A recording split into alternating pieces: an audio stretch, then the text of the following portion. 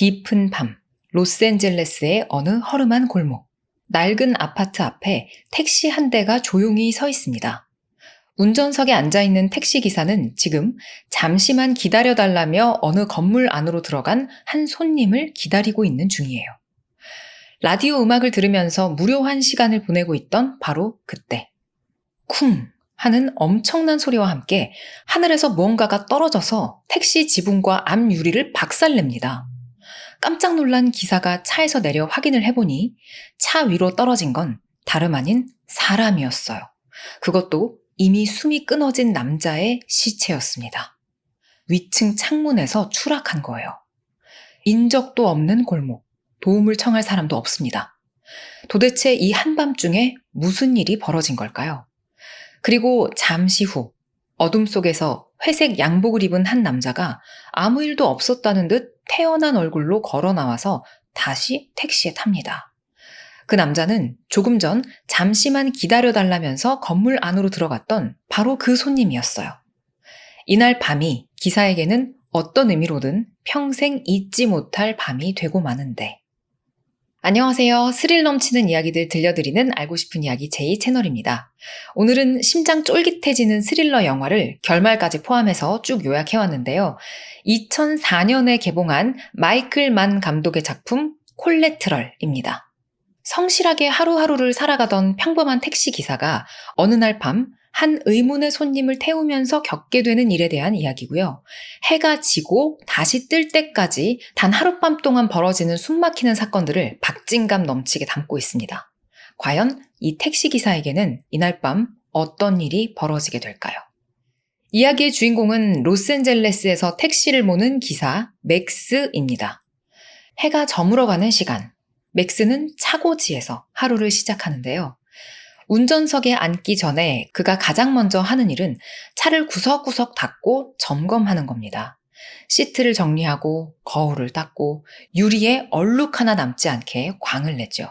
맥스는 벌써 12년째 택시 운전을 하고 있지만 스스로는 이 일을 그냥 잠깐 하는 일이다라고 생각하고 있어요. 사실 그에게는 오래전부터 품어온 꿈이 하나 있거든요. 바로 최고급 리무진 회사를 차리는 것. 회사 이름까지 이미 정해뒀습니다. 아일랜드 리무진. 그냥 손님을 태워다만 주는 그런 회사가 아니라 손님이 차에 타는 순간에서부터 내리는 그 순간까지 마치 아름다운 섬으로 휴가를 떠난 것처럼 완벽한 기분을 느끼게 해주는 특별한 경험을 선물하겠다라는 게 맥스의 사업 계획이에요. 맥스의 택시 운전석 햇빛 가리개에는 푸른 바다 위에 떠있는 아름다운 섬 사진 한 장이 꽂혀 있는데요. 몰디브의 어느 섬 사진이에요. 일하다 지칠 때마다 맥스는 이 사진을 물끄러미 바라보며 마음을 다잡곤 해요. 언젠가 꼭 저기에 가고 말겠다고, 그때까지 조금 더 버티자고. 차 안은 언제나 먼지 하나 없이 깨끗하고 어느 길이 어느 시간대에 막히는지, 어떤 길로 가면 몇 분이 걸리는지 로스앤젤레스의 도로 정보가 전부 다 머릿속에 들어있을 만큼 성실하고 꼼꼼한 사람. 그게 바로 오늘의 주인공 맥스입니다. 다만 문제가 하나 있다면 꿈을 12년째 그냥 준비만 하고 있다는 거였죠. 완벽한 때가 오기만을 기다리면서요. 그런 맥스의 택시에 어느 날 저녁 한 여성 손님이 올라탑니다. 단정한 정장 차림에 서류 가방을 든 이 여성은 법무부에서 일하는 검사 애니였는데요. 애니가 시내에 있는 사무실로 가자라며 특정 길을 지정하자 이 기사 맥스는 조심스럽게 말을 건넵니다. 그 길보다 옆으로 돌아가는 길이 몇 분 더 빠를 거라고요. 애니는 아니 여기 내가 맨날 다니는 길인데 무슨 소리냐 라며 믿지 않죠. 그러자 맥스는 내기를 제안합니다. 만약에 자기 말이 틀리면 요금을 받지 않겠다는 거예요. 자신의 일에 그만큼 자부심이 있다는 거겠죠? 결과는 맥스의 승리였습니다. 애니는 자신의 예상보다 훨씬 빨리 도착한 것에 감탄하고 그렇게 어색함이 풀린 두 사람은 자연스럽게 대화를 나누게 되는데요. 애니는 사실 겉으로는 당당해 보여도 재판을 앞두면 늘 속이 타들어가는 것만 같다고, 실수할까봐 두렵다고 솔직한 속마음을 털어놔요. 내일 아주 중요한 재판이 있어서 오늘도 사무실에서 밤을 새워야 한다면서요. 맥스는 그런 애니에게 잠시라도 마음의 여유를 가지세요 라며 자신의 보물인 햇빛 가리개에 섬 사진을 선물처럼 건넵니다. 힘들 때 이 사진을 보면서 딱 5분만 다른 세상에 다녀오라고요. 처음 만난 택시기사의 뜻밖의 따뜻함에 애니는 미소를 짓고 택시에서 내리면서 맥스에게 자신의 명함을 남깁니다. 왠지 인연이 이어질 것만 같은 두 사람. 하지만 이 명함이 몇 시간 뒤에 어떤 의미로 돌아오게 될지 이때의 맥스는 상상조차 하지 못했을 겁니다. 그렇게 애니가 내리고 얼마 지나지 않아서 다음 손님이 택시에 올라탑니다. 시내의 어느 빌딩 앞에서 태운 손님이었어요. 회색 양복에 회색으로 새어가는 머리, 깔끔하게 정돈된 수염까지. 한눈에 봐도 성공한 사업가 느낌의 중년 남성인데요. 그의 이름은 빈센트입니다. 얘기를 들어보니까 이 빈센트는 부동산 거래 때문에 로스앤젤레스에서 딱 하룻밤만 머물 거라며 오늘 밤 안에 5군데를 돌며 사람들을 만나 서류에 사인을 받아야 한다고 말해요. 그러면서 이 맥스에게 솔깃한 제안을 하나 합니다. 오늘 밤 자신의 전속 기사가 돼서 이 5군데 목적지를 함께 돌고 아침에 공항까지 데려다주면 $600를 주겠다는 거예요. 이 규정상 택시가 무슨 전세처럼 손님 딱 한 명만 태우고 다니는 건 안 되는 일이었어요. 맥스도 그걸 알기에 처음에는 정중하게 거절합니다. 하지만 빈센트는 현금을 눈앞에서 흔들며 부드럽게 계속해서 파고들어요. 규칙 좀 어긴다고 세상이 무너지지는 않는다고요. 사실 $600면 며칠을 일해야 벌 수 있는 큰 돈인데 자신의 꿈인 리무진 회사를 차릴 자금이 한 푼이라도 더 필요했던 맥스는 잠시 고민을 하다가 결국 제안을 받아들입니다. 그렇게 차가 출발하고 빈센트는 창밖으로 스쳐가는 도시의 불빛을 바라보며 맥스에게 이런 이야기를 들려줘요.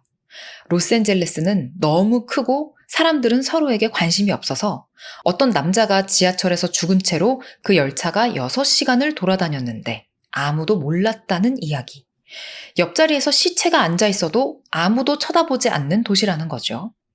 그저 지나가는 잡담 같았던 이야기였어요. 어느새 맥스의 택시는 첫 번째 목적지인 어느 허름한 아파트에 도착합니다. 손님 빈센트는 잠깐이면 된다며 서류 가방을 들고 건물 안으로 들어가요. 맥스는 뒷골목에 차를 세우고 라디오를 들으면서 손님이 나오기를 기다립니다. $600가 생기면 뭘 할지 행복한 상상을 하고 있었을지도 모르죠. 오늘 딱 하룻밤만 고생하면 꿈에 한 발짝 더 가까워지는 거니까요. 바로 그때, 오늘 영상 처음에 들으셨던 바로 그 장면이 펼쳐집니다. 쿵 하는 소리와 함께 웬 남자의 시체가 하늘에서 떨어져 택시를 덮친 거예요. 밖으로 나온 맥스는 박살난 앞유리 위에 널브러진 시체를 보고 그대로 얼어붙습니다. 그리고 그 앞에 다시 태연하게 나타난 오늘의 손님 빈센트. 맥스는 덜덜 떨리는 목소리로 묻습니다.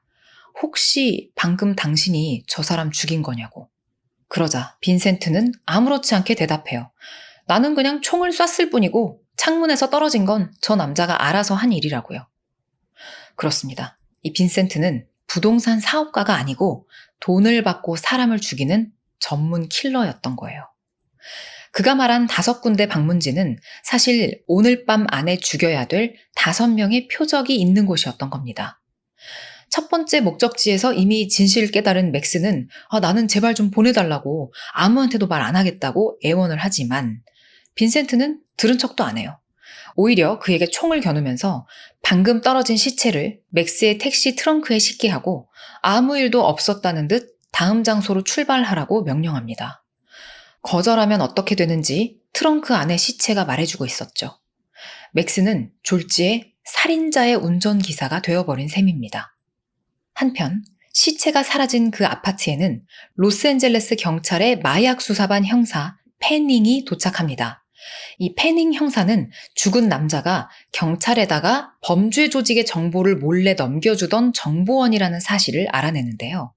그의 경찰 동료들은 마약쟁이들끼리 싸우다가 벌어진 흔한 사건이라면서 대수롭지 않게 넘기려고 하지만 이 패닝 형사의 생각은 달랐습니다. 하필 정보원이 하필 이 시점에 이렇게 깔끔한 솜씨로 죽었다는 게 뭔가 좀 이상하고 찜찜했던 거예요. 현장에 남은 흔적들을 살피던 패닝은 이 사건이 단순한 사고나 우발적인 살인이 아니라는 냄새를 맡습니다. 이 형사의 촉이 앞으로 이 맥스의 운명에 얼마나 중요한 역할을 하게 될지 조금 뒤에 알게 되실 거예요. 그 시각, 시체를 트렁크에 싣고 다니던 맥스의 택시가 경찰 순찰차에 걸려서 멈춰 섭니다. 거미줄처럼 박살난 앞유리 때문이었는데요. 손전등을 들고 차를 이리저리 훑어보던 경찰관들이 트렁크 쪽에 묻은 핏자국을 발견하고는 이거 트렁크 열어보세요 라고 합니다. 트렁크가 열리고 그 안에서 이제 시체가 나오면 당연히 이 차를 운전하고 있는 맥스가 범인으로 몰리고 굉장히 상황이 골치 아파지겠죠. 그런데 이상하게도 맥스는 그냥 차라리 그 편이 나을지도 모른다고 생각해요. 시체와 함께 체포되는 한이 있더라도 적어도 이 악몽에서는 벗어날 수 있을 테니까요. 하지만 그러기엔 총을 품은 빈센트가 바로 뒷좌석에 앉아 있어요. 트렁크에 손을 대는 순간 경찰 2명 다 그 자리에서 목숨을 잃게 될지도 모릅니다. 맥스의 심장이 터질 듯 뛰는 그때 무전기에서 다른 강도 사건 신고가 울려 퍼지고 경찰관들은 그쪽이 더 급하다며 트렁크를 열어보지도 않은 채로 그냥 자리를 떠납니다. 맥스는 안도를 해야 될지 절망을 해야 될지 모를 한숨을 길게 내쉬죠. 잠시 후에는 택시회사 배차 담당자가 무전으로 이 맥스를 들볶기 시작하는데요. 앞유리가 박살났다는 보고를 듣더니 수리비를 몽땅 맥스 월급에서 까겠다며 윽박을 지르는 거예요. 맥스가 12년 동안 일해온 회사인데도 사정을 한번 들어보려고 하지도 않죠. 맥스는 늘 그래왔듯 죄송하다는 말을 반복하며 당하고만 있는데 뒤에 앉아서 듣고 있던 빈센트가 갑자기 무전기를 확 빼앗아 듭니다. 그러더니 법률 용어들을 줄줄줄 읊으면서 그런 식으로 책임을 떠넘기는 건 명백한 불법이니 고소당하기 싫으면 입 다물라 라고 배차 담당자가 꼼짝 못하게 만들어버려요. 그리고 맥스에게 이렇게 말하죠. 당하고만 살지 말라고요. 참 이상한 남자입니다. 사람 목숨은 파리처럼 여기면서 정작 만만한 사람이 괴롭힘 당하는 꼴은 또 못 보는 거예요. 빈센트는 그렇게 도무지 종잡을 수가 없는 인물이었습니다. 2번째 목적지에 도착한 빈센트는 이번엔 맥스가 도망치지 못하도록 그의 2 손을 운전대에 단단히 묶어놓고 건물로 들어갑니다. 홀로 남겨진 맥스는 어떻게든 주변에 도움을 청하려고 필사적으로 몸부림치는데요. 몸을 막 비틀어서 경적에 손을 뻗고 빵빵거리는 소리로 사람들의 관심을 끌어보려고 합니다. 그런데 그 소리를 듣고 다가온 건 경찰도 친절한 행인도 아닌 동네 불량배 4명이었어요. 이들은 운전대에 묶인 채 꼼짝 못하는 맥스를 발견하고는 신이 나서 조롱하며 지갑을 털고 뒷좌석에 놓여있던 빈센트의 서류 가방까지 챙겨서 유유히 걸어가 버립니다. 좀 도와달라고 울렸던 경적이 오히려 늑대 새끼들을 불러들인 꼴이 된 거죠. 그리고 바로 그때 일을 마친 빈센트가 택시로 돌아옵니다. 상황을 한눈에 파악한 빈센트는 불량배들 앞을 탁 막아서더니 눈 하나 깜짝하지 않고 총을 꺼내 2명을 그 자리에서 쏴 죽이고 가방을 되찾아와요. 걸어오는 발걸음에도 망설임이라고는 없었습니다. 맥스는 점점 확신을 해요. 이 남자한테 사람 죽이는 일은 우리가 숨을 쉬는 것만큼이나 아무렇지도 않은 일이라는 걸요. 그리고 오늘 밤이 끝나면 이 모든 걸 지켜본 자기 자신도 그가 결코 살려두지 않을 거라는 사실까지도요. 자, 이 맥스의 운명은 과연 어떻게 될까요? 3번째 목적지는 재즈클럽이었습니다. 그런데 이번엔 빈센트가 맥스를 데리고 클럽 안으로 들어가요. 혼자 두면 또 무슨 짓을 할지 모르니까 눈앞에 두겠다는 거겠죠. 2 사람은 여느 손님처럼 자리에 앉아서 무대 위의 연주를 감상합니다. 무대에서 트럼펫을 연주하는 사람은 이 클럽의 주인 다니엘. 맥스가 빈센트를 슬쩍 보는데 놀랍게도 빈센트는 눈을 감고 연주에 흠뻑 빠져 있었어요. 피도 눈물도 없어 보이는 킬러가 재즈 앞에서는 소년처럼 순수한 얼굴이 되는 거예요. 연주가 끝나고 빈센트는 클럽 주인 다니엘을 자리로 불러서 술을 사며 재즈 이야기를 나누는데요. 다니엘은 1964년 어느 여름밤 전설적인 재즈 연주자 마일스 데이비스가 자신의 클럽에 불쑥 찾아왔고 그와 그렇게 한 무대에서 연주를 했었던 자기 인생 최고의 순간을 눈을 반짝이며 이 2 사람에게 들려줍니다. 그날 밤의 공기까지 기억난다는 듯 행복하게 추억하는 다니엘. 그러나 화기애애했던 분위기는 손님들이 모두 빠져나간 뒤 싸늘하게 변해요. 빈센트가 조용히 총을 꺼낸 겁니다. 이 클럽 주인 다니엘이 바로 세 번째 표적이었던 거예요. 옆에 있던 맥스는 아니 제발 이 사람은 그냥 살려주라고 빈센트에게 애원을 하는데요. 빈센트는 그럼 좋다. 재즈를 사랑하는 사람에 대한 예의다 라면서 제안을 한 가지 합니다. 재즈와 관련된 문제를 하나 내서 다니엘이 맞히면 살려주겠다는 거예요. 그가 낸 문제는 이거였어요. 마일스 데이비스는 어디서 음악을 배웠는가? 다니엘은 잠시 생각하더니 줄리아드 음대라고 대답합니다. 맞는 답처럼 들렸는데 빈센트는 그의 머리에다 바로 총을 쏴버려요. 마일스 데이비스는 줄리아드를 채 1년도 안 다니고 뛰쳐나와서 전설의 연주자 찰리 파커를 찾아갔고 진짜 음악은 학교가 아니라 사실상 거기서 배웠다는 거예요. 사실 애초에 살려줄 생각 같은 건 없었던 걸로 보입니다.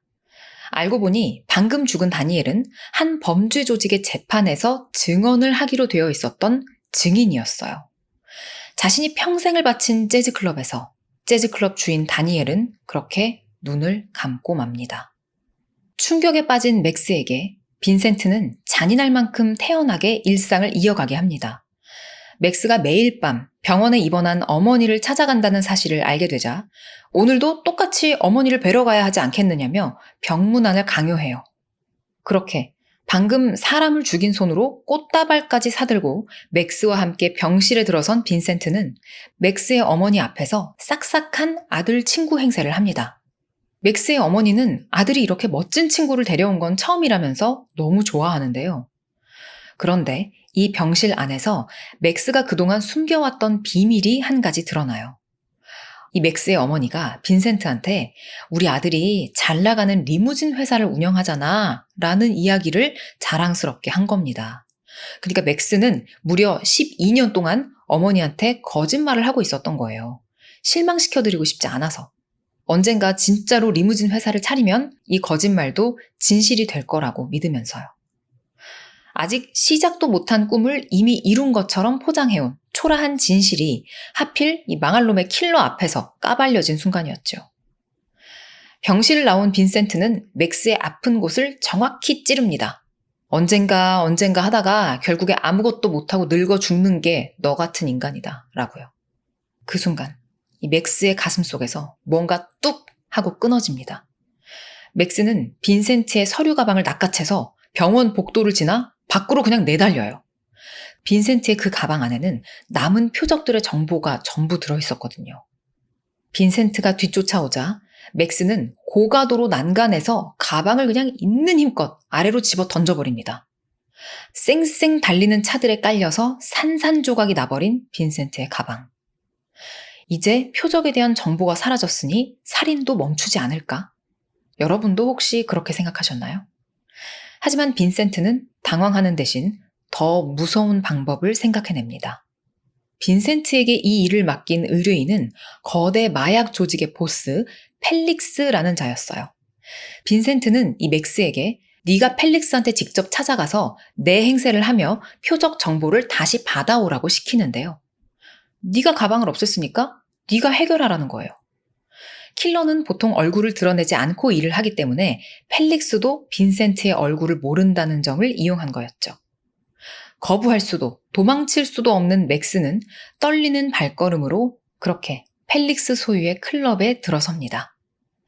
클럽 안쪽 사무실에서 마주한 펠릭스는 부드러운 말투 속에 온몸에서 살기가 뿜어져 나오는 무시무시한 남자였는데요. 처음에 펠릭스는 맥스를 의심합니다. 아니, 프로 킬러라는 놈이 왜 이렇게 벌벌 떠느냐는 거죠. 목숨이 왔다 갔다 하는 순간 맥스는 이대로 죽을 수는 없다라는 심정으로 지금까지 몇 시간 동안 지켜봤던 빈센트를 그대로 흉내내기 시작합니다. 등을 곧게 탁 펴고 차갑고 거만한 말투를 쓰며 애초에 일처리를 이따위로 하니까 정보가 날아간 거 아니냐라며 오히려 펠릭스를 몰아붙인 거예요. 얌전한 택시기사 맥스의 인생에서 단 한 번도 나온 적이 없었던 모습이었죠. 떨림이 오히려 분노처럼 보였던 걸까요? 그 대담함에 펠릭스는 맥스를 진짜 킬러 빈센트라고 믿고 남은 2명의 표적 정보를 다시 넘겨줍니다. 그러면서 섬뜩한 경고를 덧붙여요. 오늘 밤 안에 일을 끝내지 못하면 네가 죽는다고요. 실제로 펠릭스는 부하들에게 이 빈센트를 따라다니면서 감시를 하다가 일이 틀어지면 그 자리에서 처리하라 라는 명령까지 내립니다. 지금 이 만남으로 인해 펠릭스도 펠릭스의 부하들도 이 맥스를 빈센트라고 생각하고 있다는 거죠. 그런데 이 장면을 지켜보던 눈이 또 있었습니다. 오래전부터 펠릭스를 감시하고 있었던 FBI가 클럽을 드나드는 맥스의 모습을 카메라에 담은 거예요. 그리고 이 FBI 역시 엄청난 착각을 하게 됩니다. 저 택시기사가 바로 오늘 밤에 사람들을 죽이고 다니는 킬러다 라고 결론을 내려버린 거죠. 이제 맥스는 진짜 킬러에게도 마약 조직에게도 심지어 자신을 지켜줘야 할 수사기관으로부터도 쫓기는 신세가 돼버렸습니다. 한편 형사 패닝은 밤사이 벌어진 사건들을 계속해서 끈질기게 추적하고 있었습니다. 병원 영안실에서 빈센트가 죽였던 첫 번째 희생자, 두 번째 희생자의 시체를 차례로 확인하는데요.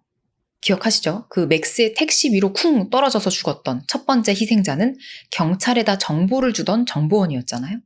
그리고 두 번째 희생자는 변호사였습니다. 이들의 시신을 차례로 확인한 패닝은 확신해요. 총알이 박힌 위치까지 교과서처럼 정확한, 이것은 전문 킬러의 솜씨라고요. 그런데 여기서 패닝은 아주 중요한 사실 하나를 더 발견합니다. 죽은 사람들의 시신을 옮긴 차량이 전부 같은 택시라는 것. 즉, 킬러가 밤새 한 대의 택시를 타고 도시를 돌면서 살인을 저지르고 있다라는 거였죠. 알고 보니 오늘 밤 죽은 사람들은 전부 내일 아침에 열리는 연방 재판과 관련이 있는 사람들이었어요. 이 재판은 마야광 펠릭스를 법정에 세우기 위한 아주 중요한 재판이었죠. 즉, 펠릭스가 자기한테 불리한 역할을 할 사람들을 재판이 열리기 전날 밤에 몽땅 없애버리려고 킬러를 고용한 거였습니다. 기억하시죠? 세 번째 희생자였던 다니엘은 이 재판에서 증언을 하기로 했던 증인이었던 거예요. 정보원도 죽이고 변호사도 죽이고 증인도 죽이고 그렇게 관련된 사람들이 전부 사라지면 재판 자체가 무너져 버릴 테니까요. 한편 FBI는 다음 표적이 피터 림이라는 인물이라는 걸 파악하고 그를 보호하기 위해서 출동하는데요. 문제는 FBI가 여전히 이 맥스를 킬러로 착각하고 있다는 거예요. 오직 패닝 형사 한 사람만이 저 택시기사는 범인이 아니라 킬러에게 붙잡힌 인질일 거라고 정확하게 꿰뚫어 보고 있었습니다. 네 번째 표적, 피터 림이 있는 곳은 사람들로 발 디딜 틈 없는 초대형 나이트클럽이었어요. 귀청이 터질 듯한 음악과 현란한 조명이 쏟아지고 수백 명의 사람들이 아무것도 모른 채 춤을 추고 있는 그곳으로 서로 다른 목적을 가진 세 부류의 사람들이 동시에 모여듭니다. 표적을 노리는 킬러 빈센트, 그런 빈센트를 감시하는 펠릭스의 부하들, 그리고 맥스를 킬러로 착각하고 뒤를 밟는 FBI까지. 서로가 서로를 쫓는 이 아슬아슬한 판은 결국 폭탄처럼 터져버리고 말아요. 빈센트는 춤추는 인파 속을 유령처럼 미끄러지듯 헤치며 자신을 노리던 펠릭스의 부하들을 먼저 하나씩 처리해버리고 경호원들에 둘러싸여 있던 피터 림까지 끝내 사살합니다. 총성이 울리자 클럽은 순식간에 비명과 아우성으로 가득한 아수라장이 돼버려요.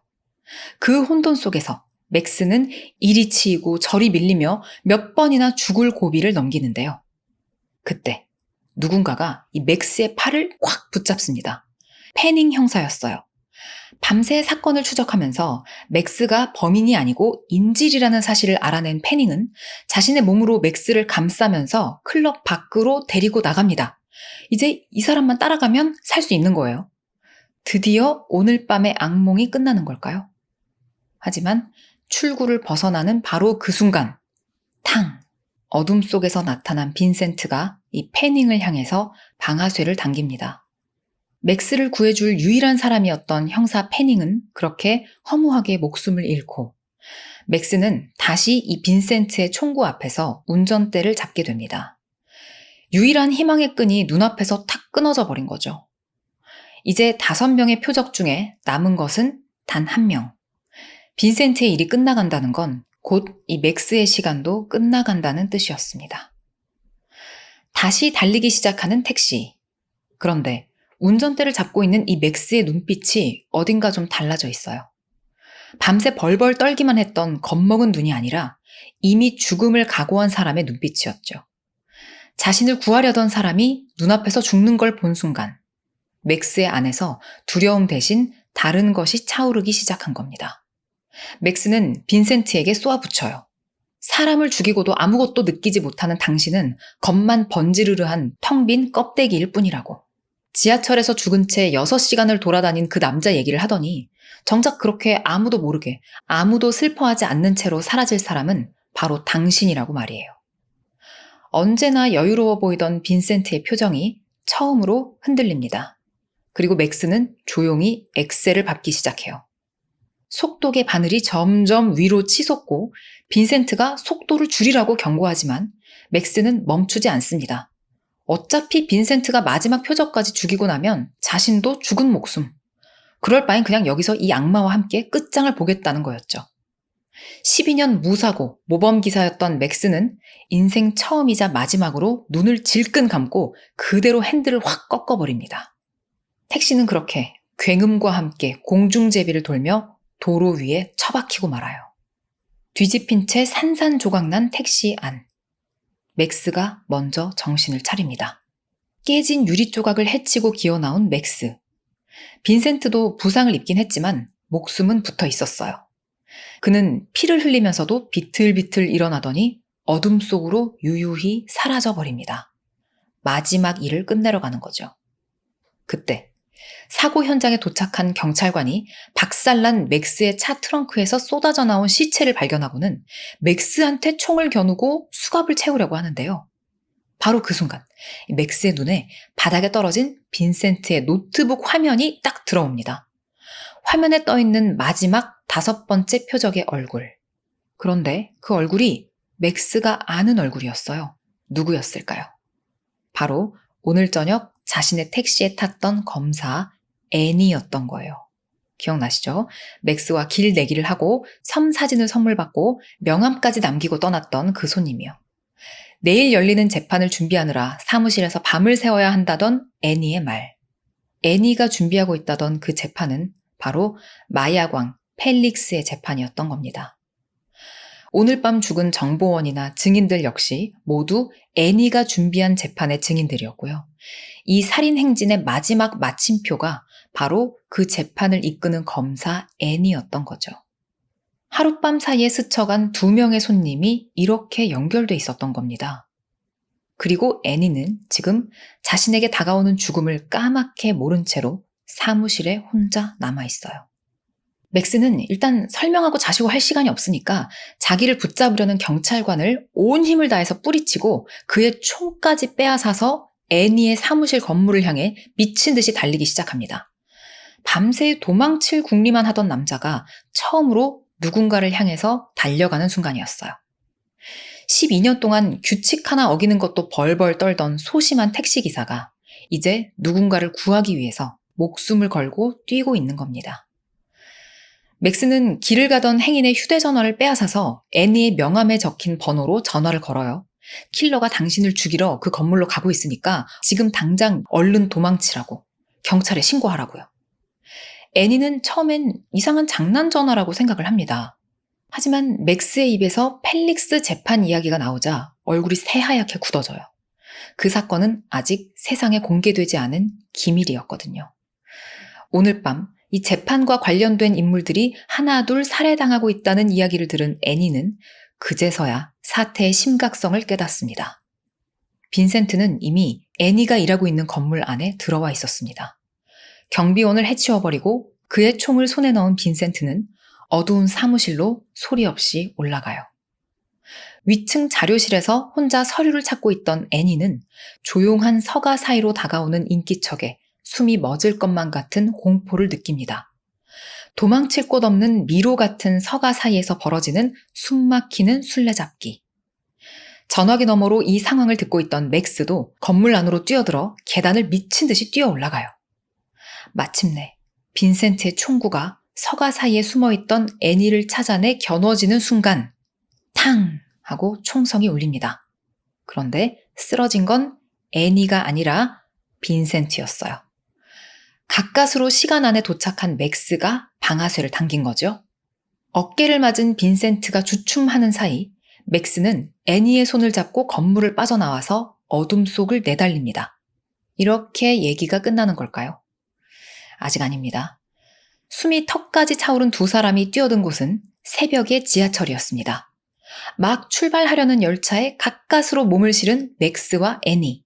이제는 정말로 위험에서 벗어난 줄 알았는데 부상을 입고도 끈질기게 쫓아온 빈센트 역시 다치기 직전의 문틈으로 같은 열차에 올라탔던 거예요. 승객도 거의 없는 텅 빈 새벽 열차 안에서 오늘 밤의 마지막 대결이 시작됩니다. 빈센트는 칸과 칸 사이를 하나씩 건너오며 두 사람을 압박해오고 맥스는 애니를 등 뒤에 숨긴 채 떨리는 손으로 총을 겨눕니다. 덜컹거리는 열차, 깜빡이며 명멸하는 조명. 불이 꺼졌다 켜질 때마다 빈센트와의 거리는 점점 더 가까워져요. 마침내 두 사람은 객차 사이 유리문을 사이에 두고 서로를 향해 방아쇠를 탕 당깁니다. 수많은 사람을 죽여온 프로킬러와 오늘 밤 처음 총을 잡아본 택시 기사의 대결. 상대가 될 리 없는 싸움 같았지만 운명은 마지막 순간 맥스의 편이었습니다. 어둠 속에서 쏜 총알이 빈센트의 몸에 박힌 거예요. 빈센트는 다시 총알을 채우려 하지만 이미 손에 힘이 들어가지 않습니다. 자신의 상처를 물끄러미 내려다보는 빈센트. 더 이상 가망이 없다는 걸 깨닫고 비틀거리며 지하철 좌석에 몸을 파묻어요. 그리고 마지막 숨을 몰아쉬면서 맥스에게 묻습니다. 지하철에서 죽은 남자 이야기 기억하냐고. 내가 여기서 이렇게 죽으면 과연 누가 알아차리기나 할까 하고 말이죠. 밤새 남의 목숨을 아무렇지 않게 거둬온 킬러가 자신이 처음 들려줬던 이야기 그대로 아무도 모르게 세상에서 사라지는 순간이었습니다. 그렇게 빈센트는 달리는 새벽 열차의 좌석에 앉은 채로 조용히 숨을 거둬요. 다음 역에 열차가 멈추고 맥스와 애니는 서로에게 기댄 채 플랫폼으로 내려섭니다. 두 사람의 등 뒤로 빈센트의 시신을 태운 열차는 그렇게 새벽 속으로 떠나가요. 길고 길었던 지옥 같은 하룻밤이 끝나고 로스앤젤레스에서는 아무 일 없었다는 듯 새로운 아침이 밝아오고 있었습니다. 리무진 회사를 꿈꾸며 성실하게 살아가던 택시기사 맥스가 어느 날 저녁 이 킬러 빈센트를 태우게 되면서 벌어지는 단 하룻밤의 이야기, 영화 콜레트럴이었는데요. 우연히 앞뒤로 택시에 올라탄 두 손님이 쫓고 쫓기는 운명으로 얽혀 있었다는 것도, 또 빈센트가 무심코 들려줬던 지하철 이야기가 결국 자신의 마지막 모습이 되었다는 것도 참 얄궂은 하룻밤이었죠. 이 킬러 빈센트 역은 톰 크루즈가, 또 택시기사 맥스 역은 제이미 폭스가 연기했는데요. 제이미 폭스는 이 작품으로 아카데미 나무조연상 후보에 오르기도 했습니다. 오늘 이야기 재밌게 들으셨다면 구독과 좋아요, 댓글 많이 부탁드리고요. 저는 다음 영상에서 더 흥미로운 이야기 들고 찾아오겠습니다. 안녕.